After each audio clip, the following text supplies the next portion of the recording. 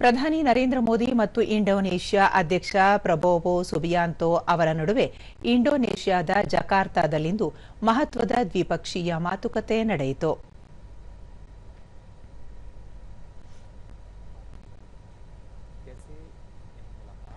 ನಂತರ ಇಬ್ಬರೂ ನಾಯಕರ ಸಮಕ್ಷಮದಲ್ಲಿ ರಕ್ಷಣೆ, ಆರೋಗ್ಯ, ಶಿಕ್ಷಣ, ತಂತ್ರಜ್ಞಾನ ಸೇರಿದಂತೆ 8 ಒಪ್ಪಂದಗಳಿಗೆ ಎರಡೂ ರಾಷ್ಟ್ರಗಳು ಸಹಿ ಹಾಕಿದವು. ಇದೇ ವೇಳೆ ಉಭಯ ದೇಶಗಳ ನಡುವಿನ ಬಹು ನಿರೀಕ್ಷಿತ ಬ್ರಹ್ಮೋಸ್ ಕ್ಷಿಪಣಿ ಒಪ್ಪಂದಕ್ಕೂ ಸಹಿ ಹಾಕಲಾಯಿತು.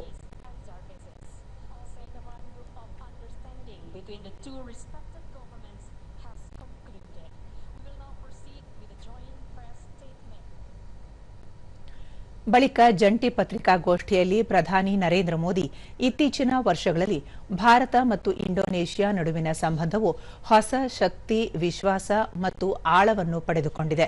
2018ರಲ್ಲಿ ಸ್ಥಾಪನೆಯಾದ ಉಭಯ ದೇಶಗಳ ಸಮಗ್ರ ಕಾರ್ಯತಂತ್ರದ ಪಾಲುದಾರಿಕೆಯು ಈಗ ಹೊಸ ಎತ್ತರವನ್ನು ತಲುಪುತ್ತಿದೆ. ಅಭಿವೃದ್ಧಿ, ಭದ್ರತೆ, ತಂತ್ರಜ್ಞಾನ, ಸಂಸ್ಕೃತಿ ಮತ್ತು ಶಿಕ್ಷಣ ಸೇರಿದಂತೆ ವಿವಿಧ ಕ್ಷೇತ್ರಗಳಲ್ಲಿ ಎರಡೂ ದೇಶಗಳು ಗಮನಾರ್ಹ ಪ್ರಗತಿಯನ್ನು ಸಾಧಿಸುತ್ತಿವೆ ಎಂದು ಹೇಳಿದರು.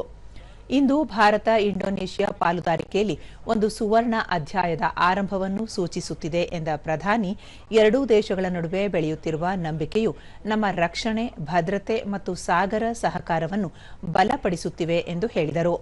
ಇಂದು ನಾವು ರಕ್ಷಣಾ ವಿನಿಮಯ, ವಿಪತ್ತು ನಿರ್ವಹಣೆ ಮತ್ತು ಕೈಗಾರಿಕಾ ಸಹಕಾರವನ್ನು ಹೆಚ್ಚಿಸಲು ಒಪ್ಪಿಕೊಂಡಿದ್ದೇವೆ. ನಮ್ಮ ಕರಾವಳಿ ಕಾವಲುಗಾರರು ಈಗ ಹಿಂದೂ ಮಹಾಸಾಗರದಲ್ಲಿ ಕಡಲ ಸುರಕ್ಷತೆ ಮತ್ತು ಭದ್ರತೆಗಾಗಿ ಒಟ್ಟಾಗಿ ಕೆಲಸ ಮಾಡುತ್ತಾರೆ. ಎರಡೂ ನಿಕಟ ಕಡಲ ರಾಷ್ಟ್ರಗಳಾಗಿ ನಾವು ನೀಲಿ ಆರ್ಥಿಕತೆ, ಬಂದರು ಅಭಿವೃದ್ಧಿ ಮತ್ತು ಸಾಗರ ವ್ಯಾಪಾರದಲ್ಲಿ ಪರಸ್ಪರ ಸಹಕಾರವನ್ನು ಹೆಚ್ಚಿಸಲು ನಿರ್ಧರಿಸಿದ್ದೇವೆ ಎಂದು ಹೇಳಿದರು.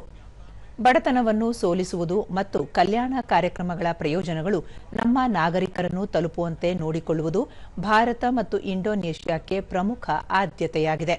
ಎರಡೂ ದೇಶಗಳಲ್ಲಿ ಗುಣಮಟ್ಟದ ಆರೋಗ್ಯ ರಕ್ಷಣೆ ಕೊಳ್ಳುವಲ್ಲಿ ನಮ್ಮ ಆರೋಗ್ಯ ಸಹಕಾರವು ಪ್ರಮುಖ ಪಾತ್ರ ವಹಿಸುತ್ತದೆ ಎಂದು ಪ್ರಧಾನಿ ನರೇಂದ್ರ ಮೋದಿ ಹೇಳಿದ್ದಾರೆ. ಇಂದಿನ ಒಪ್ಪಂದವು ಉತ್ತಮ ಗುಣಮಟ್ಟದ ಮತ್ತು ಕೈಗೆಟುಕುವ ಭಾರತೀಯ ಔಷಧಿಗಳನ್ನು ಇಂಡೋನೇಷ್ಯಾ ನಾಗರಿಕರಿಗೆ ಹೆಚ್ಚು ಸುಲಭವಾಗಿ ಲಭ್ಯವಾಗುವಂತೆ ಮಾಡುತ್ತದೆ. ಇಂಡೋನೇಷ್ಯಾದ ವೈದ್ಯರು ಮತ್ತು ಆರೋಗ್ಯ ಕಾರ್ಯಕರ್ತರ ಸಾಮರ್ಥ್ಯ ವೃದ್ಧಿಗೂ ನಾವು ಕೊಡುಗೆ ನೀಡುತ್ತೇವೆ ಎಂದು ಹೇಳಿದ್ದಾರೆ. ಭಾರತ ಮತ್ತು ಇಂಡೋನೇಷ್ಯಾ ಎರಡೂ ಯುವ ಶಕ್ತಿ ಆಧರಿಸಿದ ರಾಷ್ಟ್ರಗಳು. ನಮ್ಮ ಯುವ ಜನರು ತಂತ್ರಜ್ಞಾನದ ಬಗ್ಗೆ ಸ್ವಾಭಾವಿಕ ಒಲವು ಹೊಂದಿದ್ದಾರೆ. ಕೃತಕ ಬುದ್ಧಿಮತ್ತೆ, ದೂರ ಸಂಪರ್ಕ ಮತ್ತು ಡಿಜಿಟಲ್ ಸಾರ್ವಜನಿಕ ಮೂಲಸೌಕರ್ಯದಂತಹ ಕ್ಷೇತ್ರಗಳಲ್ಲಿ ನಮ್ಮ ಯುವಕರ ನಡುವೆ ತಾಂತ್ರಿಕ ಸಹಕಾರವನ್ನು ಬಲಪಡಿಸಲು ನಾವು ಇಂದು ಒಂದು ಪ್ರಮುಖ ಒಪ್ಪಂದಕ್ಕೆ ಸಹಿ ಹಾಕಿದ್ದೇವೆ. ನಮ್ಮ ಎರಡೂ ದೇಶಗಳ ನಡುವೆ ಸ್ಟಾರ್ಟ್ಅಪ್ ಸಹಯೋಗವನ್ನು ಇನ್ನಷ್ಟು ಗಾಢಗೊಳಿಸಲು ನಾವು ಒಪ್ಪಿಕೊಂಡಿದ್ದೇವೆ. ಈ ಪಾಲುದಾರಿಕೆಯ ಭಾಗವಾಗಿ ಭಾರತದ ಪ್ರಮುಖ ನಿರ್ವಹಣಾ ಸಂಸ್ಥೆ ಐಐಎಂ ಬೆಂಗಳೂರು ಇಂಡೋನೇಷ್ಯಾದಲ್ಲಿ ತನ್ನ ಕ್ಯಾಂಪಸ್ ಅನ್ನು ಸ್ಥಾಪಿಸಲಿದೆ ಎಂದು ಪ್ರಧಾನಿ ಹೇಳಿದರು. भारत का मानना है कि डायलॉग और डिप्लोमेसी की भूमिका पहले से कहीं अधिक महत्वपूर्ण हो गई है.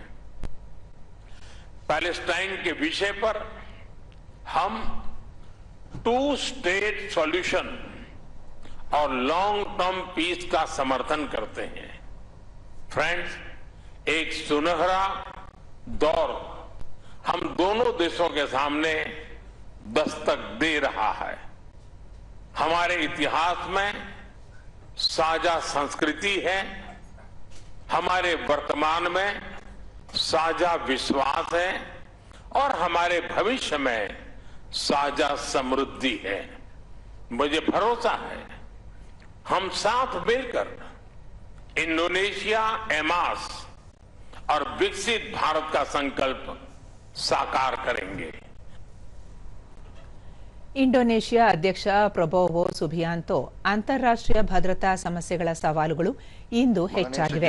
ಅವುಗಳನ್ನು ಪರಿಹರಿಸುವ ನಿಟ್ಟಿನಲ್ಲಿ ಹೊಸ ತಂತ್ರಜ್ಞಾನಗಳಲ್ಲಿ ಸಾಮರ್ಥ್ಯ ವೃದ್ಧಿ, ಅಂತಾರಾಷ್ಟ್ರೀಯ ಅಪರಾಧಗಳನ್ನು ಎದುರಿಸುವುದು ಮತ್ತು ಡಿಜಿಟಲ್ ಮೂಲಸೌಕರ್ಯವನ್ನು ಅಭಿವೃದ್ಧಿಪಡಿಸುವಲ್ಲಿ ಸಹಕಾರವನ್ನು ಮತ್ತಷ್ಟು ಬಲಪಡಿಸಲು ಇಂದು ಇಂಡೋನೇಷ್ಯಾ ಮತ್ತು ಭಾರತದ ನಡುವೆ ಚರ್ಚೆ ನಡೆಸಲಾಗಿದೆ ಎಂದರು. ಇಂಡೋನೇಷ್ಯಾ ಮತ್ತು ಭಾರತದ ನಡುವಿನ ಗಡಿಯಾಚೆಯ ಕ್ಯೂಆರ್ ಕೋಡ್ ಪಾವತಿ ಸಂಪರ್ಕ ವ್ಯವಸ್ಥೆಯ ಕುರಿತು ಮಾತುಕತೆ ನಡೆಸಲಾಗಿದ್ದು, ಈ ವ್ಯವಸ್ಥೆಯು ಇಂಡೋನೇಷ್ಯಾದ ಹಣಕಾಸು ವಲಯದ ವಹಿವಾಟು ದಕ್ಷತೆಯನ್ನು ಹೆಚ್ಚಿಸುವ ನಿರೀಕ್ಷೆ ಇದೆ ಎಂದು ಹೇಳಿದರು.